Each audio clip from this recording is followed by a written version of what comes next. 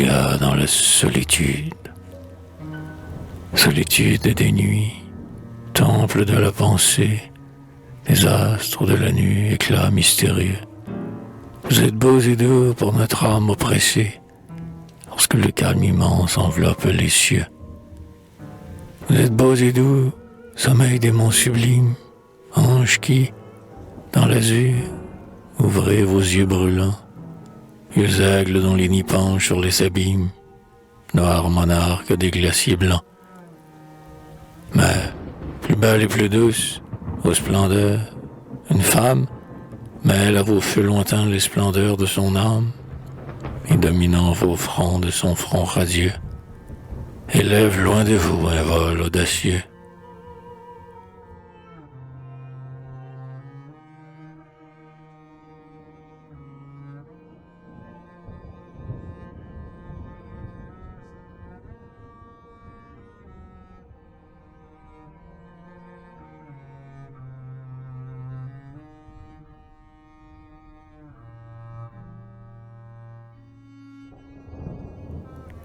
Lélia, voici l'heure où l'ombre solitaire met sur la neige bleue un reflet plus austère. Que ton vol est lointain, que la noble louange jette, vibrants et beaux, de parfums sans mélange, alors que ses clartés dans les cieux jaillissants, tout lustre de nos nuits qu'allume un doigt puissant, et qui nourrit sans cesse une immortelle flamme, pâlissant aux éclairs qui sortent de ton âme, s'éteignent à la fois dans l'espace surpris, dans les profonds échos rendent les vastes cris.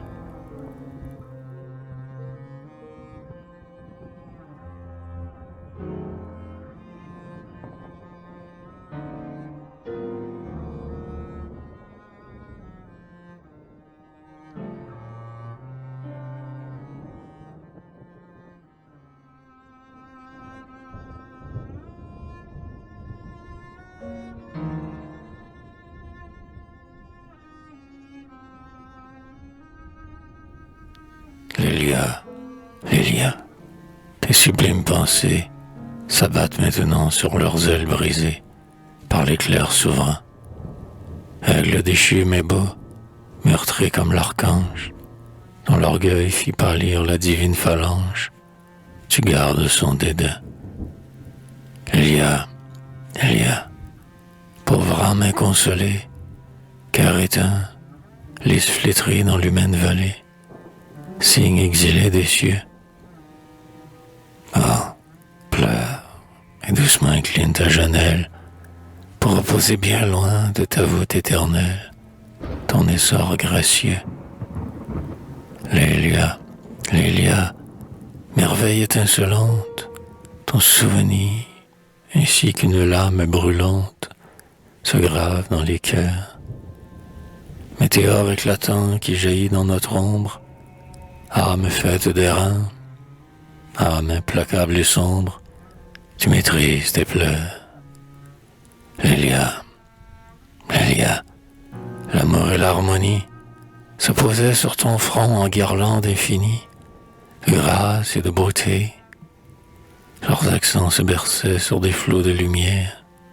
Ah, ne savais-tu pas que l'orgueil est poussière devant l'éternité? À quoi bon, Lélia, tous ces regrets infimes? Ne laisse pas longtemps tes deux ailes sublimes s'engourdir dans le deuil. Vers le ciel irrité lève ta forte tête.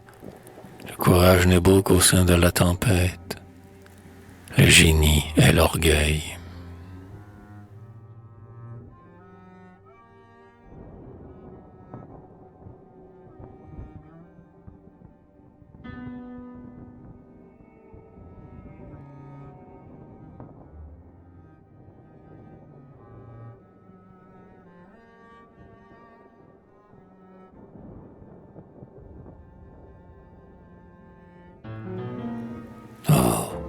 Quel que soit ton nom, délirante pensée, création étrange, âme vierge et blasée, Lélia, c'est le soir, c'est le crêpe immortel, le sombre et beau linceul dont se couvre le ciel, Le soir majestueux dont les splendides voiles semblent de noir velours que percent les étoiles.